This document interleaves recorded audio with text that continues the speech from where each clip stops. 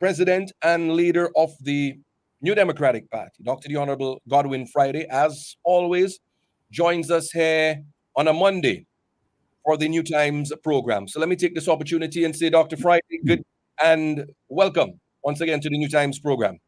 Thank you very much, Colin, and thank you to all of those persons who are listening and participating here today. Good afternoon, everyone, here in St. Vincent and the Grenadines and abroad. I know you have been following the presentations that were being rebroadcast from the Parliament last week. I want to thank my colleagues, Colin, for the stellar presentations that they made on both pieces of legislation that were debated. One was to amend the criminal code, as you know,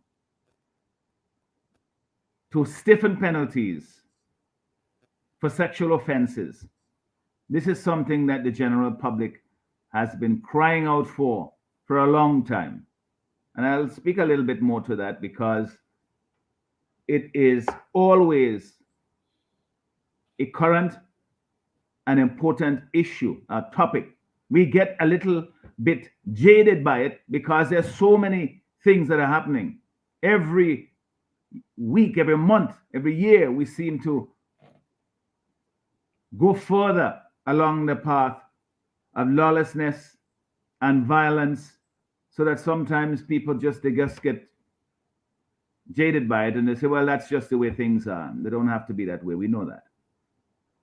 They don't have to be that way. They're not that way in many other countries in the region. But we presented in the Parliament on that piece of legislation, and also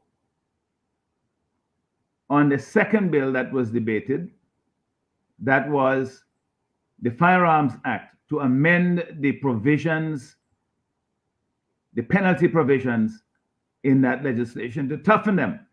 And you heard Senator Bruce was speaking there on it, the well documented and supported, not just speaking off the top of his head, obviously very well prepared, because he, as someone who practices at the bar and particularly in the criminal law area, he knows that subject matter very well. He's well prepared to speak and to represent on it. And you heard that in his presentation. So those penalties, the penalties related to gun offenses, were also increased, the fines and the jail terms. But I'll get back to that just now, Colin. I just want to, and I'm very conscious of the limited time that we have today, but I just want to bring you up to speed in a very important undertaking that I engaged in on the weekend. As you know, we are part of an organization called the Caribbean Democrat Union, which is part of a larger international organization called the International Democracy Union. And so the sister parties in the region that we have relationships, collegial relationships, assistance relationships, friendly relationships, parties that are center-right on the political spectrum. And so we reach out to one another in various ways. And over the weekend, our sister party in St. Lucia, the United Workers' Party, the UWP, had an event in celebration of their 60th anniversary of the founding of that party, founded in 1964 by the late, great John Compton. And it now falls to my colleague, the Honorable Alan Chasney, to carry on that torch The flambeau is the symbol, so the torch is appropriate. Mhm. They carry on that torch on behalf of the people of St. Lucia. And so he invited me and other regional party leaders from Belize. We had Shine Barrow, Mr. Shine Barrow. We had from Grenada, the Honorable Keith Mitchell, former Prime Minister, great political mind and leader in our region. Dr. Ronnie Yearwood from the Democratic Labour Party in Barbados.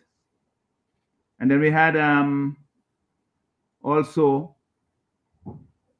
of course, the Honorable Alan Chasney, who was present.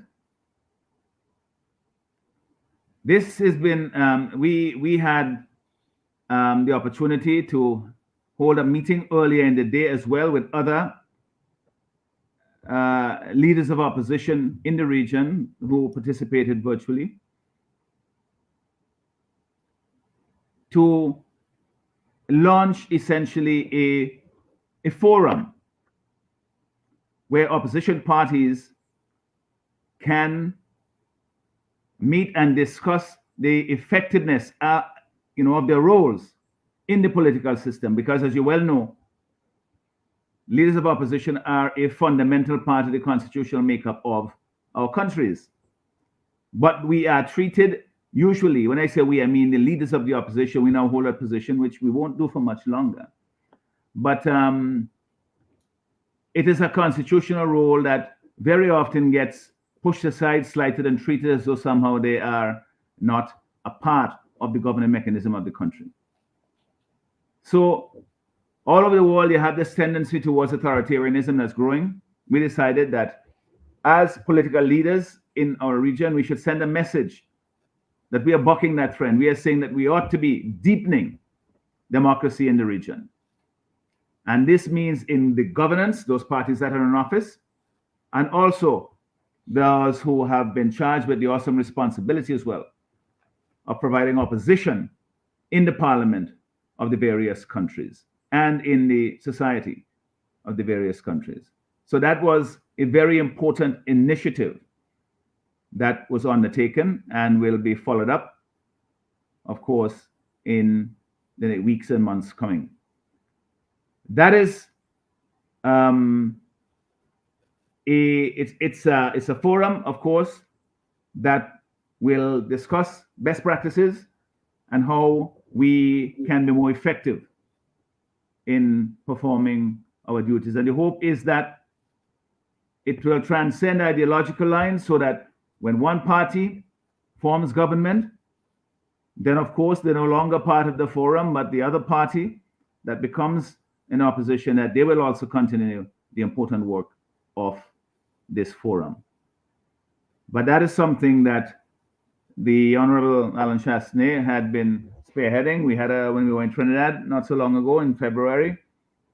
I didn't mention as well that the opposition leader in Cayman Islands and also in Cayman and in Antigua were also present virtually. But when we were in Trinidad in February, the opposition leader in Antigua and the Honorable Alan Chasney and myself, we had informal discussions about such a forum. And Jamal Pringle in Antigua was very keen on it. He participated by virtually in the meeting on Saturday midday. And there is commitment now to reach out to other leaders to continue with that process so that we can deepen democracy in the region. Governance is not just the parties that are in office. And one of the things that we made it clear as well amongst ourselves is that this commitment that is being given now, we must also take that commitment when we form government to ensure that we represent people and we respect the constitutional roles of the the office of leaders of the opposition and the function that they play in keeping our democracy lively, healthy, and strong. That is critically important, especially at a time now when we have leaders attending to be towards authoritarianism, even here in our country, who are slighting constitutional provisions. For example, that you cannot have a motion of no confidence in the House in St. Vincent and the Grenadines because the leader of government business, the Prime Minister, says that the government have to give permission for that to happen. That is obviously a ridiculous and wrong interpretation of the constitutional role of the opposition and the role of the leader of government business, the Prime Minister. That is something that as well, we can raise the forum so that we have best practices to say, well, listen, you have to condemn these kinds of practices because they're anti-democratic, they're anti-constitutional, and they tend towards authoritarianism. We have to, in our small countries here, guard democracy because that is what guarantees our standard of living, our quality of life, and gives us hope for a brighter future. Going in the other direction towards authoritarianism spells disaster for us all in this region. Just look at the examples around the region where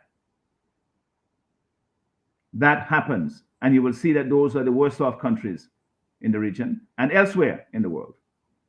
So that is something that we were on the weekend. I just want to, again, on behalf of the New Democratic Party, as I did, because I was asked to bring greetings at the function. There was a gala event on Saturday evening, Saturday night, that I was invited, myself and the other leaders, to participate in, and given the opportunity to bring greetings on behalf of our sister party here in St. Vincent and the Grenadines, the New Democratic Party. As you know, we have a special relationship, quite frankly, with the UWP and St. Lucia, because Sir James, who's the founder of the New Democratic Party, and Sir John Compton, the founder of the UWP in St. Lucia, they were more related by more than politics. They were related as by blood, and they were very good friends for years. As I said, they contributed to the development, economic development, and the improving of living standards in the individual countries and in the region. Both of them were committed to regionalism, to greater integration. And in so doing, they became legends, not just in their own countries, but also in the region for the work that they did in safeguarding democracy in their particular countries and in bringing economic development to those, to the people in those countries. And of course, holding out the hope for the rest of the Caribbean region. So that was, that is what I was up to over the weekend.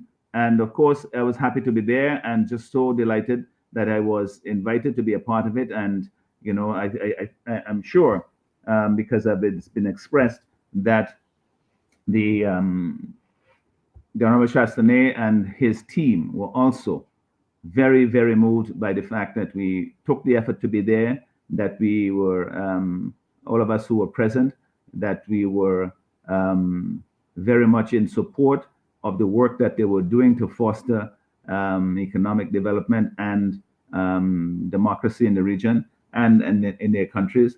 And just to be there to celebrate with them and to say, well done, 60 years and taking your guard again, your eyes must be now on the century, past the first milestone. So, as you know, we haven't done too badly ourselves here with the New Democratic Party, because we are now the oldest political party, the strongest political party, the most revered political party in St. Vincent and the Grenadines. And next year we celebrate our 50th anniversary. And by the grace of God, we will do that in government. So, Colin, we started by talking about the work that we have to do to bring this country back from the precipice that it's at now. Yesterday, the ULP had their love-in at the tarmac, Just a couple of days before, we were debating in the parliament 2 bills that are related to crime.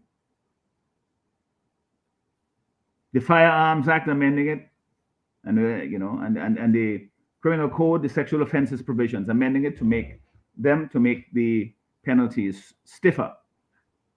And there was a lot of talk, the two bills that took us well into the evening. People waxing lyrical about what needs to be done on the government side. And we know that they have failed with respect to the matter of crime and fighting crime. And in their function there the other day, yesterday, Prime Minister talked for I don't know how long, didn't mention crime once. And it tells you now how that ranks within his priorities. Of course, he would mention my name and he would mention the NDP, that's his obsession. But the matter of crime, the things that matter most to people, doesn't get mentioned. So, Colin, they know that the people throughout this country have done their assessment now of the performance of the government. They gave them time. They gave them time. The people of this country, and I was telling this to my colleague in St. Lucia, I said the people of St. Vincent and the Grenadines, they're very patient. They give the party and government time to say, show us what you can do. And they've been more than patient with this present administration. But the reckoning has come, and they have found them wanting, seriously so, on the matter of crime, on the matter of gun violence. In 2022, 2023, there were a total of 96 homicides in those 2 years. Both of them are record-breaking years. 71 of those, Colin, were gun deaths. People shot to death. We don't make guns in St. Vincent. How are they getting in? The government hasn't said how they're going to deal with that. They're always talking in generalities without saying or doing what it is they promised to do. They came into government so many years ago saying that it would be tough on crime and the causes of crime. And crime has been tough on them, where they now seem to have surrendered. Some people now in the public, they will tell you, well, we will always have crime. That is a surrender. And to lead people along that path to think that this is normal and this is acceptable is wrong, because it will create a society at some point where we are getting there now, where you feel unsafe. You can't go out of your home. You can't go and participate in the things that you enjoy. You have no real interest in doing so because you feel afraid. What kind of a society is that? What kind of a society is that? That is not the kind of society I know that Robert Milton, Cato, and others who brought us into independence so many years ago envisioned for St. Vincent and the Grenadines. It is not the one that I've been toiling over the past number of years as a member of parliament, as a political leader in this country. It is not the sort of country that I have in mind for the next generation, for the present and the next generation. We can do better than that. The time has come, and I said that before. The Prime Minister said it seems like he's not focused on this particular problem. And the time has come to say, get somebody there to specialize in dealing with the crime issues that are plaguing this country, and get a new Minister of National Security in place to give priority to this problem. It sends a signal not just to our own people, who are the most important in this entire equation, but not just to them alone, but to the international community, to say that we are serious about dealing with this terrible problem. And we don't want to be ranked a second in the region, fourth in the world for homicides, for murders. That should not be where we lead in anything in this region or in the world. We need to reverse that, and it can be done. You don't just throw up your hands and say, well, I'm not going to talk about it, or encourage people to think that this is inevitable. It doesn't matter who comes into office, that you will still have this problem. We're not saying you're not going to have crime, but in a free democratic society, there is a limit to which you would say in a society that we have, we don't want any crime at all, but as a limit that you say it's tolerable, we can live the life that we choose to live in this country. The goal has to be to get it to zero, but we know that that is unrealistic. But at least to get it to the levels where you don't have increasingly every year the number going up. You're having more and more horrendous types of crime taking place. And the ones that don't get the coverage, you know, the break-ins, the burglaries in homes, in places that you wouldn't normally expect those things to happen. The theft of people's animals and food crops that is plaguing and destroying the agricultural sector, and we are pledged to deal with. Predial larceny, completely out of hand. Every farmer you talk to will tell you they have had animals stolen, they have a crop stolen. And they don't know what to do about it anymore because they are provoked and severely provoked. But they know that they can't deal with this on their own, that they need the police, the authorities, the law to step in. And it's time that the police respond to it with the seriousness that it deserves. You can't just say it's two, only two goats, two pigs, and so on. You must tie them and bring them closer to your home or whatever. Or you're calling me about a bunch of planting and so on. It's not one, because it happened the month before, and it happened 2 weeks before, and it happened before, and to the neighbors and to their friends. And then there are people who buy these things, Colin. They know that the people who bring it to them to sell them may have no land. They ain't planting nothing. They ain't rearing no animals, yet they're buying the meat. Yet they're buying the food crops. So they're upholding this worthlessness. And so the upholder must be held accountable as well. And that is what we're pledged to do in our policy of zero tolerance to predial larceny. We have to talk about the things that matter to people, Colin. And this present government, they just seem to be, they want a party and they want to just tell people that, whatever they are feeling, that somehow it's a figment of their imagination, that poverty is not real, that unemployment. They should talk about the 41% of unemployment among young people.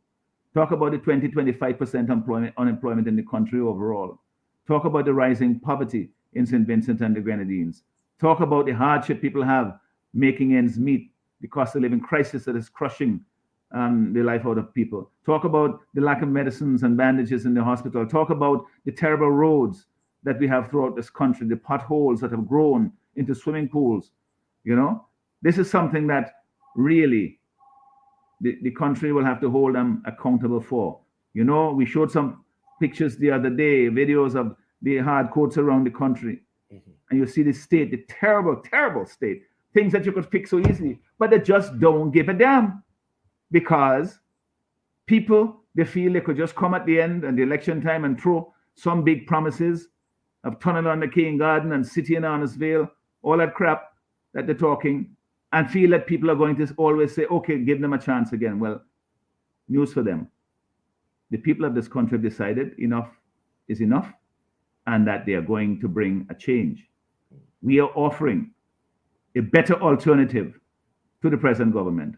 We are offering a better alternative to the people, one that focuses on what the people needs are, to try to meet those needs for jobs, for better paying jobs, for health care that they can trust, for better infrastructure that respects them when they purchase a vehicle, that they don't have to be dodging potholes and fixing their tires and their rims and their shocks, their suspension every week and month, well before the time that they're supposed to do so, were it not for the terrible conditions of our roads. That is disrespecting people. That is what they will be held accountable for. All right, Dr. Friday, able to get that message. In your opinion, obviously it seems now that the ULP is campaigning. They've been getting a lot of licks on the issue of crime and the fight against crime in this country. Some may want to say, especially those on the ULP side, that could this latest amendments to the bill, it's a political move to try and say, look, we're doing something as it relates to crime, gun-related crime, sexually offensive crimes in this country? Well, here's the thing, Colin. We supported the bills because they are intended to bring some measure of attention addressing these two serious problems, Mhm. and at the same time send a message that we're doing something about it as legislators. But as we were at pains to explain in the parliament, simply raising the penalties for offenses is not a panacea, and it may not even, achieve any objective of reducing crime because it is not backed up by enforcement mechanisms. If you're not going to detect and prosecute for these offenses and to show that you are going to introduce new measures to make the policing, the investigation, and the prosecution of these offenses more effective, then it may well be that the measures that we adopted and supported in the parliament will have little to no effect.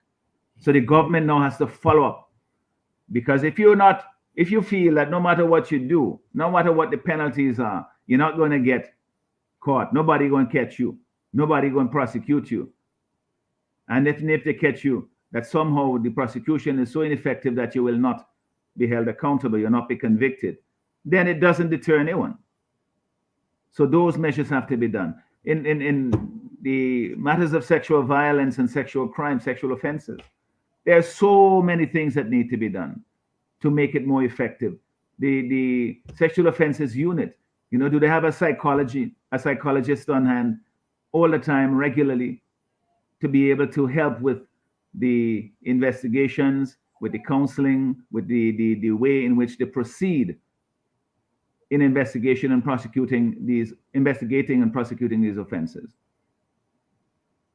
We have to have, social systems, safety nets in place to protect persons who are victims of such offenses, to help with the healing process. I said in the parliament the other day when we were debating the bill, that the harm that is caused perhaps is irreparable for many of the victims. And so therefore we have to ensure that we prevent as many of these offenses as possible, rather than seeking just to focus on penalties and holding persons who committed offenses accountable, because in the end it does not necessarily, it may help to deter some persons in the long run, and then that will help the next generation of potential victims.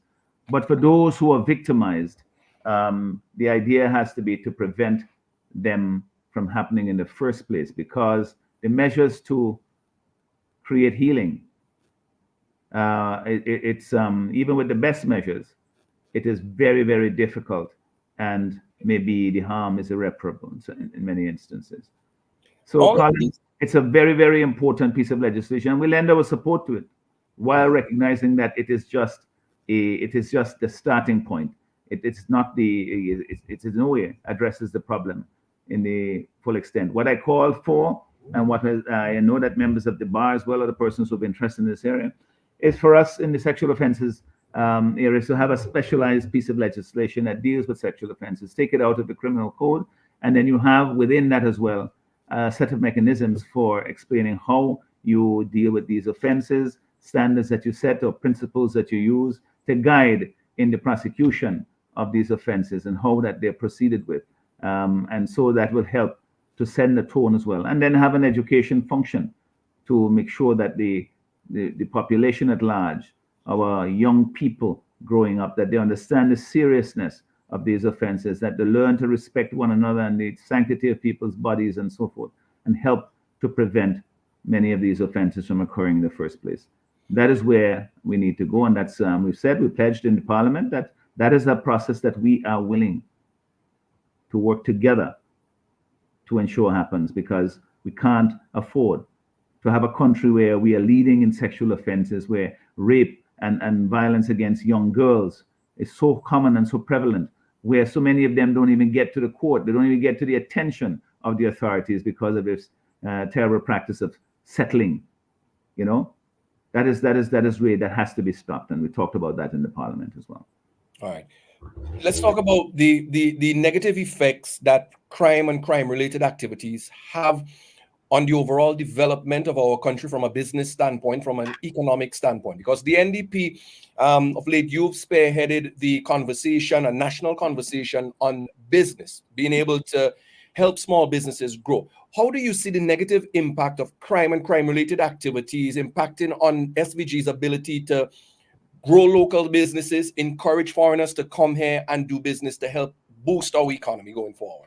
Colin, one of the things that we have to always keep in mind is that to build a prosperous society, one that people are willing to come and invest, especially persons from abroad who don't have to come here to come and invest, is to know that you have a security system in place that protects them and their property, that you have a criminal justice system that functions effectively when crimes are committed, and that you also have the rule of law is respected, and that when you come before you, there's a transgression, that everyone is treated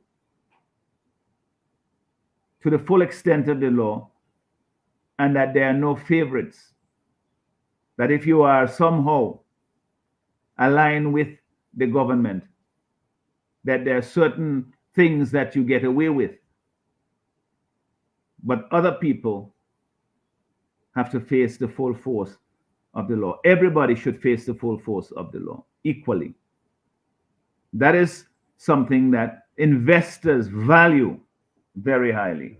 And so if you have a situation where you have, as you heard Senator Bruce talked about, the number of gun-related crimes and the small percentage that are actually prosecuted, that are actually the arrests that are made, that tells people that there's a sense of lawlessness in the country. We know that people who commit crimes will commit crimes. Some people commit crimes, and we have to find ways in which we could hold them accountable. And then when that happens, it acts as a deterrent, but also it gives certainty to investors and the business community that they have a place to go to find redress. And that when they do so, when you give that level of certainty and security, then they are more likely, they're more inclined to operate their business. Because one of the things that business people hate the most is this uncertainty as to how you go forward, whether it's in the law, in the way in which the law is applied, you know, that it's not applied equally to all people. Then you don't know how to plan. You don't know what to do, because you figured out, I know what the law says, I know what is supposed to be done, but I don't know what they will actually do in my case, because it seems to come down to who you're dealing with, not what you're dealing with, to who you're dealing with. And that kind of uncertainty, whether it's in the crime realm or whether it's in the realm of investment,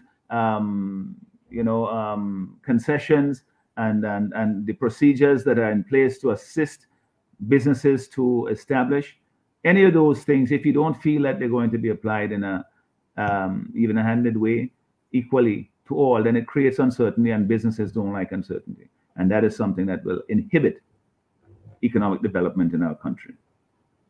All right. We have 3 minutes after the 1 o'clock hour. You just heard from, you're hearing from the president and leader of the New Democratic Party, Dr. the Honorable Godwin Friday. Of course, as always, we open up the phone lines to persons who would like to call and interact, pose your questions, your comments here with the president and leader of the New Democratic Party. As we wait those calls and comments, Dr. Friday, maybe a little early, but still, it's a good time for us to acknowledge the fact that once again, we're getting closer to your annual May Fair and boat ride. I'm pretty certain you're already excited about that. It's not early at all, Colin. It's next. We're talking about a matter of 3 weeks still to go, you know. But yes, I'm very much looking forward to that. We have a this is an annual event that we have been hosting for many years now under the almond tree in Port Elizabeth. And I am so grateful to all those people who take the boat ride that comes down every Mayday and join us under the almond tree. It's a short road, you come down in the boat, you have fun and so on. You just step off the boat, you're right there under the almond tree. It's easy. And then we have a wonderful time together. And I have to, at the same time, commend my colleague, the Honorable Fitzbramble, for his wonderful event on Easter Monday. And this is a continuation of these activities on behalf of the New Democratic Party to bring people together. This is a community. Yes, of course, it's being hosted by the local arm, the New Northern Grenadines arm of the party, and by me as a political leader. So it's a political event in that to that extent. But more than that, it is not just who is hosting it, who's putting it on. It's the nature of the event. It's one that's inclusive, that everybody comes and they have a good time, and we suspend the rhetoric and so forth on that, and we try to come together as a community and say, listen, there are common things together that we can share and bind us together as a community. And the funds that are raised there, we use it towards the end of the year to buy a lot of the stuff that we give out at Christmas on New Year's Day. But it's now early in the new year, and we give those to people, food stuff and so forth, and other means of assistance that we do during the year. We do that as a means of we do that for everybody, not just anybody in need. We do it. So it's that's why it's easy for everybody in the community, irrespective of political affiliation, to come and be a part of it. And we're looking forward to it. We're inviting everybody to come down.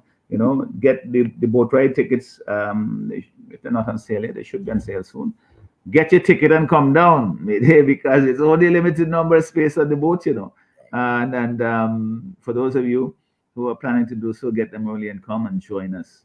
I'd be so grateful if you would come and join us under the almond tree on the 1st of May. Of course, we have the events coming up. I want to congratulate my colleague too, Israel Bruce. He had a wonderful meeting on Saturday night. I missed that out, of course, because I was in St. Lucia.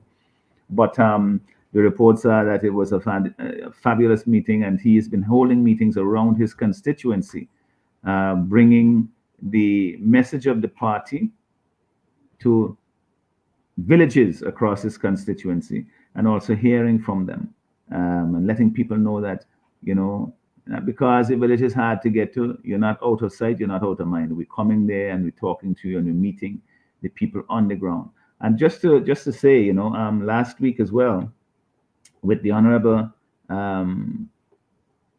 Nature Stevenson, he and I and General Secretary Brenton Smith, we went to a village, I don't know if I say, but in South Leeward, doing our walkabouts in the village. We do this. People might think that it is hard work, in the sense that it's physically demanding, but it brings so much joy to me. I enjoy going out and meeting people. I find when you do that people appreciate it, because they know that I'm not putting on airs. I don't go there. I don't come and go out there and walk all day in the hot sun to come and meet you just to pretend. I'm coming to find out what people have on their minds, to tell them what we plan to do for the country. And what I find is when we do that, people, they respect it, whether they support you or not. Of course, we want everybody to support us.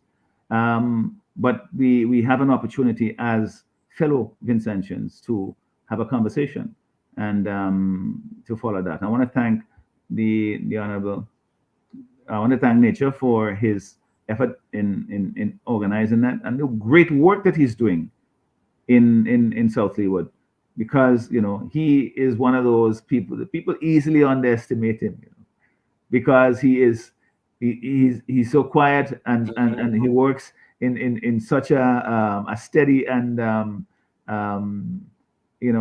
a flamboyant way, but very effective, because wherever he goes, their embraces, and it's like they're meeting a friend, they're seeing him, and he's just fantastic the way in which he engages with the people in his constituency, and that tells in the results in the elections, where he just does better and better all the time. And so I want to thank him for that, and I'm pretty sure next election he will do even better. But we will be in another community as well soon. You'll hear I'll talk about it in the radio afterwards. We have a caller on the line. Caller, welcome to the program. Hello. Yes, thank you. Are you hearing me loud and clear? Loud and clear. Welcome. Hi, Dave. All right, thank you. Yes, Dr. Friday. You said something there, coming to the end of what you were saying there just now. I know it's no easy task being a politician, especially at a crucial stage like this, and in our politics today, because both parties, the main parties, the Unity Labour Party and the New Democratic Party, they are the two influential parties in this country. Let me put it that way. But, they say but is a conjunction, no? I can't remember leave school so long. It's other things too, but I know which one you're talking about. Three letter important word. Mm-hmm. I use but because with these two major parties, right? One has been in office for so long, and it's only those Vincentians who maybe is sucking the sweetness and they feel no pressure might want to hold on to that party or to support them. And like the common leader is saying, Labour forever, ULP forever. So what is wrong with those of us who are catching our nene and whatever, who can't eat properly and drink properly? We must just remain silent and die. Suffer forever. So this, I am just Dave. For those, hello. That's why I say to people to listen to the programs of the New Democratic Party, and we will be announcing more initiatives. Of course, we are reaching out to the business community to say, well, the future of the country, the prosperity of the country depends on us creating an environment for businesses to thrive. You can't have government competing with businesses in a way that is unhealthy. Government should be there. Yes, there's sometimes that you need that investment, but mostly you should be providing a facilitating role so that the local and the foreign direct investment will feel that this is what they call in. Hello? All right. I think we just it's an internet connectivity issue there. I just think we have lost the connection there with Dr. Friday momentarily. Well, let me just finish off. I hope he will be hearing me. Let me just finish off what I wanted to say is that the ruling party, the Unity Labour Party, who are responsible for governing the country, I mean, it's quite clear to see that they are behaving as though they alone have all the answers to the many problems that are facing our once blessed country. They do things without respect for our people who put them in whatever office or position that they find themselves in. And this can't work. You can't have. That's why I give a little. And Dave, you're not alone in that. I tell you, I go around the country, and what I'm hearing is a similar message that you are doing, and some of it from their diehard supporters. And I know they will go last minute and try to say, let we all stick together and so forth. No matter with Friday and them fellas, and so they will go and do that. But the people waiting for them. That's what they're doing. They say let it come this time, not this time. Because you could fool me once. That's what you fool them twice. Right. But good Lord, not anymore. The people want to see that somebody takes interest in the matters that they are interested in, not just what the political leaders think people should be interested in. Is what the people tell them. These are what we're interested in. We're interested in bread and butter issues. We want to make sure we can send our children to school. We could fix our homes. That they could fix the road and the gutter leading up to my house. and you see some, when I walk around the community and I see some of the conditions under which people live, the road, the state of the road. I mean, it's just, it's horrendous. Yes. Terrible. So my voice, my appeal is just to appeal to all those who have been suffering for 23 years under this regime to really wake up, get up, go to the polls, and let us make this change. I am saying this from my situation. I mean, I wish I was on my feet, but I'm saying this as not not the person I used to be. But I have been affected, and when I hear how they're trying to still bamboozle people, come on, the intentions have to be more intelligent than that. They have to be more responsible to allow themselves to be hoodwinked, hypnotized, mesmerized. All the Prime Minister, as far as I'm concerned, all he concerns is building an image. No wonder why he said some years ago, why you all don't build a blasted statue for me? He said those things. All right, and Dave, you must remind him of the thing. Dave, let me just stop you there for a second. That's some breaking news coming into hand here. Again, sad news. Residents of Park Hill on the Windward side, and this is from Asbert Network News I am reading from here. Residents of Park Hill on the Windward side have reported that 2 charred bodies have been discovered in the area. Police are on their way to the scene of the discovery, and we'll bring more details as they come to hand. Again, this is shocking news here coming out of the Park Hill community. Again, the state of crime in this country comes under the spotlight. Dr. Friday, I mean, you Colin, again, it is tragic news. We just made the point there that the not just that the incidents, the number of offenses have increased, but the gruesome nature of many of these offenses, the boldness of persons, and we don't know the circumstances in the particular incidents you're talking about, but this is something that we have seen generally. Things are happening in daylight, things are happening in public places, things are happening in a way that shocks the conscience of this nation, that frightens people into retreating back into their homes, and we have to turn that around. We cannot continue to say that we are looking to a brighter future if we are all cowering in our own homes, battening down as though we are expecting an invasion. And that comes from insecurity about the state of crime in the country. And the present government has failed miserably. They have failed entirely in that regard. They have not in any way improved the security of this country and dealt with the scourge of crime over the 20-something years they've had here. They had time to practice. They had time in which to deliver on this to the people. But in fact, they seem to have thrown up their hands.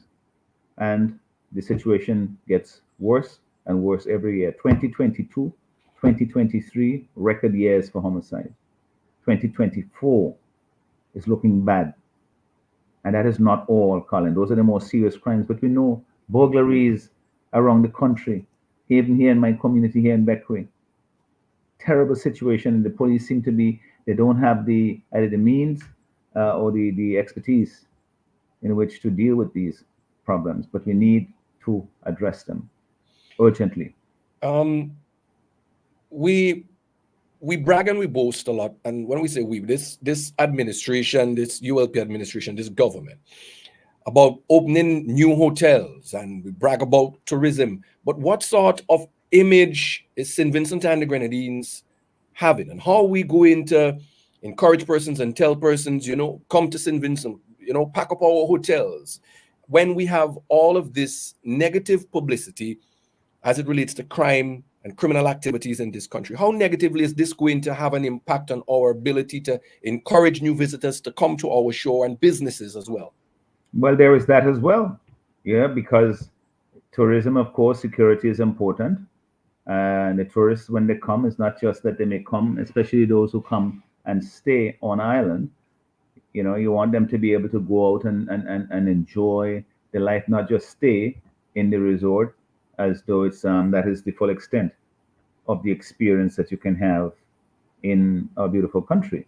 We want them to be able to go out and take part in activities, to spend the money in various functions around the country. And they won't venture far if they feel that they're not safe. And they may be advised to do that, either by whichever company that they has brought them here. They may be advised to say, this is where you should stay. This is where these areas are no-go areas, and that just makes all that we are doing, all that we're talking about to try to encourage tourism, to encourage business investment, it just makes it that much harder. It is definitely a hard one. I mean, there's so many different factors here at play. Even to some extent, the police's ability to deal with crime and to fight crime. It seemed when we heard the head of the CID saying, better pay for officers, more time off, even more officers that are needed. Again, we seem to see that this government's interest is not where it should be to help the situation. Well, Even with listen, Colin, all you hear to talk about in terms of their responses to crime and violence in the country is that, look, we have more police officers. We have put more money into this. We have more police stations. We have this, we have that, and so forth. They have put more money into it, and they have gotten less out of it. So what that must tell you is that their approach is fundamentally wrong. There are some things, if you put money into and you're not really serious about tackling the problem in an effective way, that is to go at the root of it, you cannot cover it up. There are some areas of, like whether it's in education or some areas where it's harder to see if the money you're putting into it, you're getting your return for buck. But when it comes to this matters of crime here, every year you see it very clearly by people's activities, antisocial activities, criminal activities. You see that the fact that they're putting more money into it, that they have more police officers, and yet the crime situation in the country is getting worse. So what does that tell you? You're going to throw more money at it again? It tells you that your approach to the problem is fundamentally wrong. You can't just have a statistic and say, this is how much, look, we have increased the budget by this, we have appointed so many officers here. What is the quality of the officers being appointed? What is the morale within the police service? Are people being promoted based on their ability, or are they being promoted based on their affiliation to a political, by the governing political party? Are people being let into, in a sense, being recruited and hired in the police service based on their aptitude and abilities, or are they just being sent there to get a job by some minister? It's how do we treat the service to make it effective. It can't just be that, you're throwing money at it.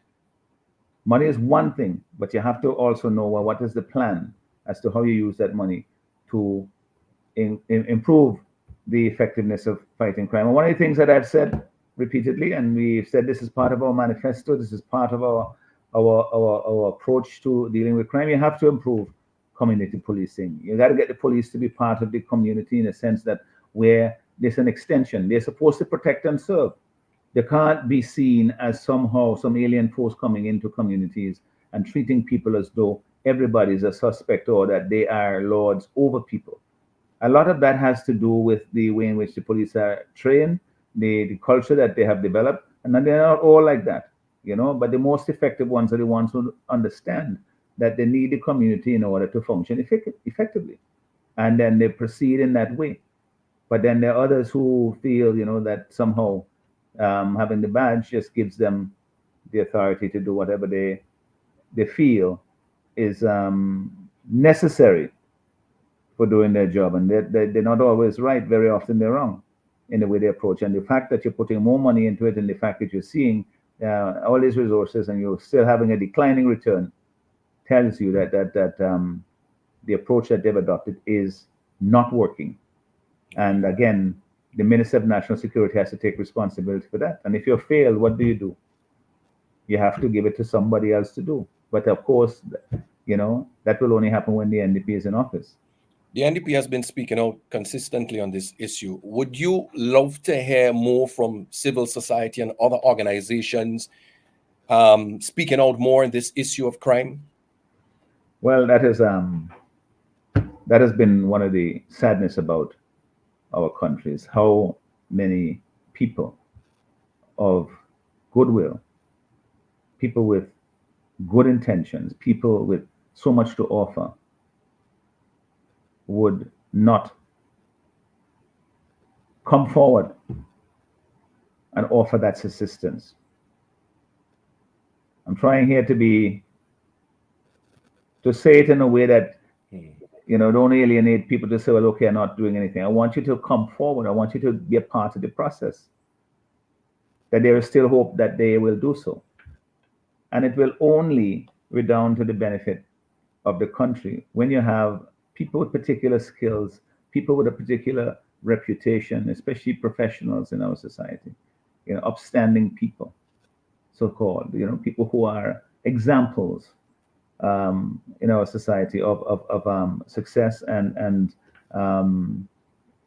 who have particular abilities, the churches, the professionals, to stand up as well and speak out. You can't just, phone a politician up and say, all they should say this and all they should say that. You could also say it. It's very important. And if Posa said it, you can't leave your mouth in your mouth and say that somehow you're protecting democracy. We have to speak out. We have to speak out. That is what democracy thrives on. If you don't, then then people will say, well, you don't use it, so you might as well take it away. Because you're not using it. You have the ability to do so, but you're afraid for whatever reason. This fraidy culture has to change. Otherwise, we will just become victims of one other, authoritarian after another in our country. We'll still be following the strongman politics of old, rather than one where you have a democratic system where the politicians fear the people rather than the other way around. The people are still in fear of the politicians. That is not true democracy, and that is something that I want to see change in this country. So as an NDP government in office, what I want is to lead by example and by the doing the things that improve people's lives so that they will support, rather than out of fear of me or anybody in my administration. That we can end that politics. That will be also a very, very important accomplishment of an NDP government. All right. Dr. Friday, I think we have a caller on the line. Caller, you're there with us? Yes, please. Good afternoon, Colin. Welcome. Pastor Bascom, Dr. Friday. Hey, Pastor Bascom. Thank you. How are you doing? Very well indeed. Very well indeed. This crime situation, it's very, very difficult. It's very, very hard. I've met many families who have lost loved ones, and it is not an easy situation. Not at all. But I think also we as a church can help in some areas, because I have known of situation where people came to me and I was able to solve a lot of these crimes. We also have to understand that as a church, we have a very important part to play. And we at times see politics. Mm-hmm. And because of politics, we're afraid to come forward and speak and do what we know we're supposed to do. And at the end of the day, the people will judge us as spiritual leaders by not doing what we know we're supposed to do.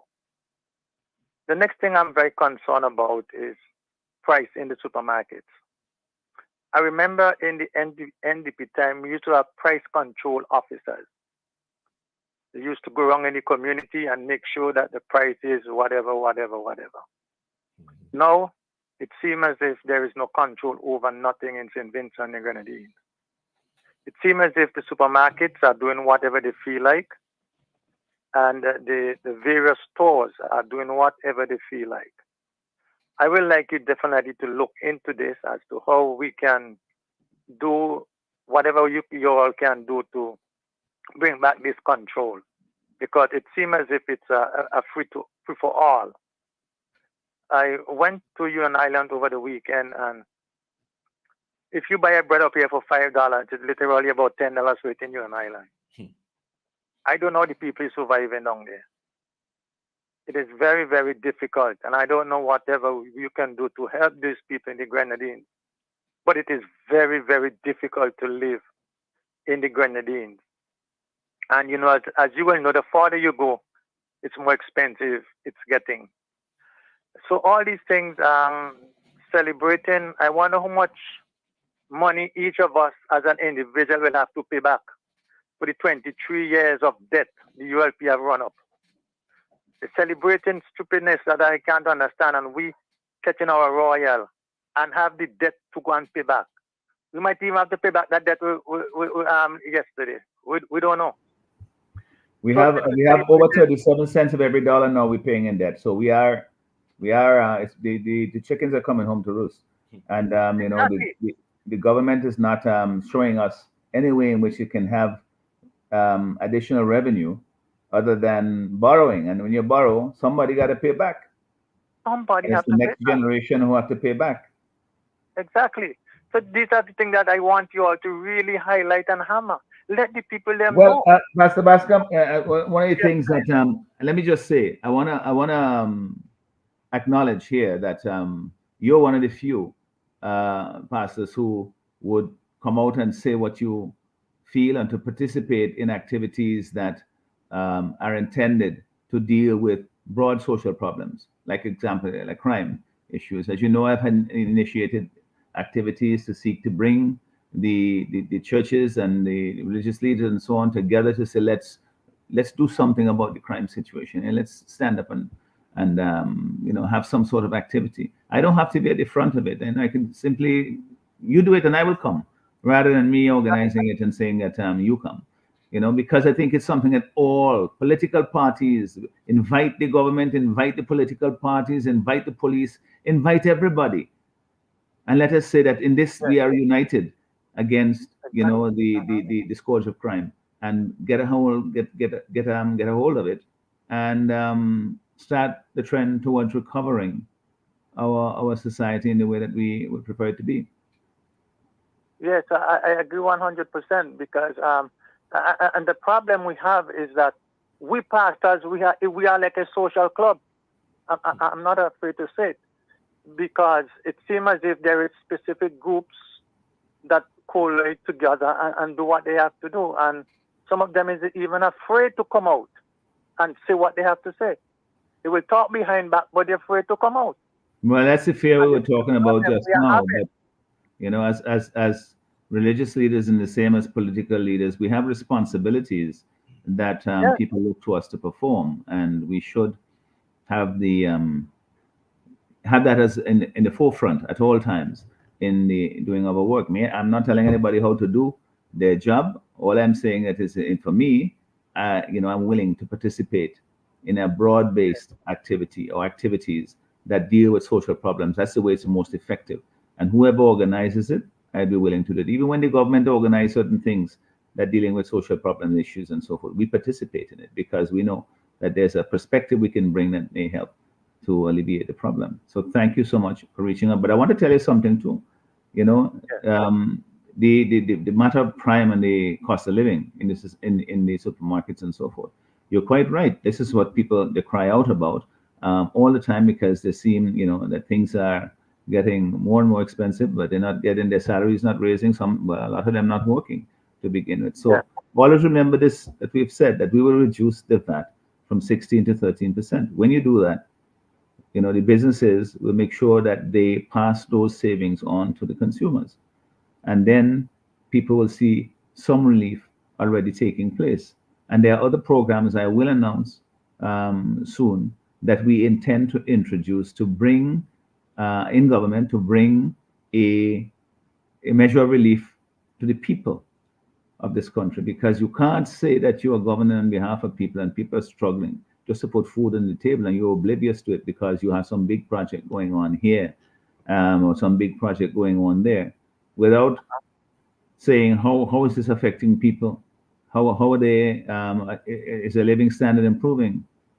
That is where this government has failed miserably. They think because you build a big project that somehow automatically that improves lives, in Georgetown and in Pito and in Southern Grenadines and so forth. It doesn't. You have to have policies in place to make sure that they do assist people in the way that you intend them, or that you should intend for them to do.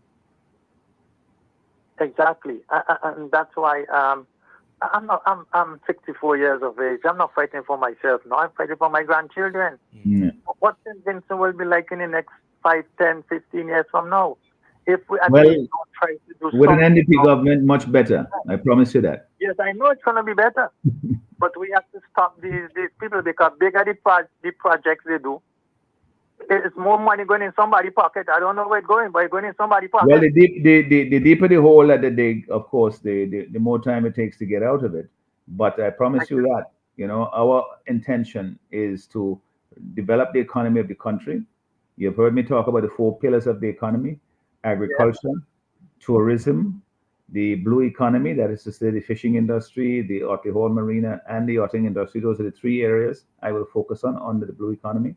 And the new economy, getting call centers, getting investment in information technology, in sports, in entertainment, handicraft, all of those things that people tend not to think about in economic terms, that we will make them part of the formal economy, give them a basis to grow and to earn a livelihood. That is how we are going to bring prosperity back to the country. You have to develop the productive pillars of our economy. And then with that, you can then put money into the social programs, helping people come out of poverty, paying money, helping the schools and so forth, fixing the roads, putting bandages and medicine in the hospital. Because when you can't find medicine in the hospital, you got to go and find it yourself, and a lot of people can't afford to do it. So you find that essential medicine, whether it's for hypertension, diabetes, and so forth, they can't afford it. And so they don't, or for heart problems. And they hope for the best. And some of them, they die, they play with their lives. All right. Yes. All right. Well, let me say, let me wish you all the best. And the people of St. Vincent and the Grenadines, let me beg you, please, those who have guns, please, if you don't want to carry them in, you could call Pastor Bascom. I will carry them in. I'm not afraid. I'm a marriage officer, citizen of the state. You can bring it to me or whatever. And let us put down these guns. And I'm calling on those of you who have evidence. Please contact somebody, talk to somebody, so that we will be able to stop these crimes. Well, Pastor, I think they should take them to the authorities, because you'll get a problem now with security yourself and so forth. So encourage them. Once they come to you, encourage them to do that. Yes. Yes. Right. But please, or let's say, take them to the authorities, and let's try our best and have that love for each other. Killing one another, it's no sense. It's no use at the end of the day. We live with that for the rest of our lives. So I'm begging Vincent and young men, please, turn your life around. Forget the guns. And I know that life can be better. So I'm calling upon our young men, our young ladies, please pull yourself together. You can make it in this life if you will just live your life normal, love people and respect people, and I know God will do the rest for you. Thank you very much. Thank you. Thank you, brother. And you see, Colin, this is why we focus so much on young people. As you know, we've had the Hope rallies were intended to appeal to young people in particular. And I said, I put out this challenge to the young people, and I tell them every time I meet them, this election is yours to decide. When the young people come together and say, we are going to bring a change in this country, nobody could stop them. And I'm saying that, you become that irresistible force for change. And come join with us in the New Democratic Party. Let's form that alliance to bring change to the country. And we will then deal with the problems as we meet them. And we deal with them together. We don't get into government and say, well, we are doing it on our own. No, we don't need anybody. No. We have to do this together. We'll form that partnership going forward. So the young people, Take this as your responsibility. Don't leave it up to your parents. Don't leave it up just to me and to the members in my caucus. Get involved. Take the responsibility to bring the change. Things will get better if we work together to bring that about. You cannot give this government any more time. They have run out of excuses. They have run out of ideas. They have run out of people to execute projects. They are simply not up to the task. If they were at one time, they are not up to it. Certainly no. I always use the analogy that governance is not a marathon, and it's a sporting analogy that I think most people can identify with. A marathon, you run long and slow. Nobody wants to go at that pace. You want to go faster. And it ain't a sprint either, because a sprint, you put everything into it, and then you get to the end, but you ain't going far. What we want, it's a relay, and so that every person who carries the baton runs as fast as he or she can, and then passes on at the correct time. It's passed on to someone else to run the next leg. If you're running 1 and 2 and 3 and 4, you're only falling further and further behind. You can't win a race that way. And this is why St. Vincent and the Grenadines has fallen so far behind our colleagues in the other parts of the region. Go to St. Lucia and you see St. Lucia is like, it's vibrant. Hotels are full. But this is because successive governments, they have built the base for which that economic activity can continue. And we are lagging behind because we have a government here now, they're focusing on themselves. All they're talking about is themselves, patting themselves on the back, how great they are. They've been there for 23 years. Well, there's some governments have been there around the world who've been there longer than that. But look at the conditions of the countries in which these so-called long-term governments are in presently. And you will know that time is not really what matters so much as what you do with the time that you're there. In 2 terms, you could have accomplished a lot more than this government has done in all the time they've been there. And they have to be held accountable. And what I find is that wherever I go in the country now, that people are saying, Friday, let me get a thing done. And that's we have that now as our slogan. Let's get it done. Let's get it done. And then we will bring a new government in place. The baton will pass to a government that has a plan for the economic development of the country. We put together a team that is the best ever in the history of this country for governing, and we will do so in partnership with the people of this country. That is the vision that we have for the future of St. Vincent and the Grenadines. It is one that I believe will entrench and it will strengthen our democracy, will improve living standards for people, and it will generally create the good society and the good life that we all aspire to here in St. Vincent and the Grenadines. That is what I want to create. And I know that we can do it. And I'm excited every day I go out and I talk to people and they seem so happy to see us, and they give me the courage and the support and the determination to continue with this struggle and to give it my very best to make sure we create a better country for all of our people, not just for some, for all of our people. That's our promise. Thank you. Dr. Friday, thank you so very much for joining us here on the New Times program today. As always, we look forward to hearing from your leadership on a Monday. Thank you so very much for joining us. Thank you very much, Colin, and thank you for all those persons who call in. I know there are a lot more listening, and hopefully one day take up the phone and call in and let's have a conversation. Thank you. All right. Thank you very much. And there you have it, ladies and gentlemen. You just heard from the president and leader of the New Democratic Party, Dr. the Honorable Godwin Friday, here on another edition of the New Times program. I was your host today, Colin Graham. I encourage you to join us again tomorrow on another edition, where hopefully I will be here again as your host, anchoring that program. And as always, I tell you, may the Most High continue to guide us and protect us all in these trying times. Thank you so very much for joining us, listening here on, of course, the New Times program on Nice Radio and via the New Democratic Party's social media platform live stream on Facebook and YouTube. Thank you so very much for joining us.